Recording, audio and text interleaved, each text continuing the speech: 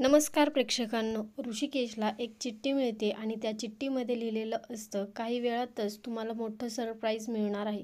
ते सरप्राईज जर तुम्हाला जाणून घ्यायचं असेल तर संध्याकाळी 7 वाजता ओंकार हॉटेल इथे या, असं त्या चिठ्ठीमध्ये लिहिलेलं असतं. तर आता ऋषिकेशला वाटतं की मला नेमकं सरप्राईज देणार कोण आहे आणि ऋषिकेश संध्याकाळी 7 वाजता तिथे पोहोचतो. तर तिथे गेल्यानंतर लगेच लाईट लागते आणि सगळेजण त्याला वाढदिवसाच्या हार्दिक शुभेच्छा म्हणून ओरडायला लागतात. तर हे सरप्राईज बघून ऋषिकेशचं मन मात्र खूप खुश झालेलं आहे आणि तो खूप आनंदी झालेला आहे. तर इकडून जानकी येते आणि हॅपी बर्थडे ऋषिकेश असं म्हणत जानकी ऋषिकेशच्या अंगावरती फुलं उधळत असते आणि त्याला वाढदिवसाच्या शुभेच्छा देत असते. तर हे दिलेलं सरप्राईज पाहून ऋषिकेशला मात्र फारच आनंद झालेला आहे. तर थोड्याच वेळाने ओवी म्हणते, हे तर खूप छान सरप्राईज आहे, पण ह्याच्यापेक्षा मोठं सरप्राईज बाकी आहे. तर पाठीमागे वळून बघा तरी किती छान आणि मोठं सरप्राईज आहे.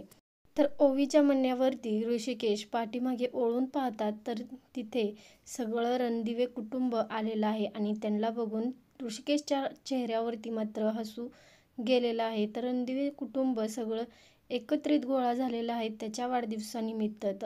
जानकी आणि सौमित्रने केलेला प्लॅन ऐश्वर्याला समजतो आणि ऐश्वर्या म्हणते, तुम्हाला सरप्राईज द्यायचा खूप नाद आहे ना, मी आता तुम्हाला असं सरप्राईज आणि असं शॉक देते की तुम्ही विचारसुद्धा स्वप्नात करू शकणार नाही. तर आता ऐश्वर्या काय करेल हे पाहण्याचे इंटरेस्टिंग आहे. व्हिडिओ पाहिल्याबद्दल मनापासून धन्यवाद.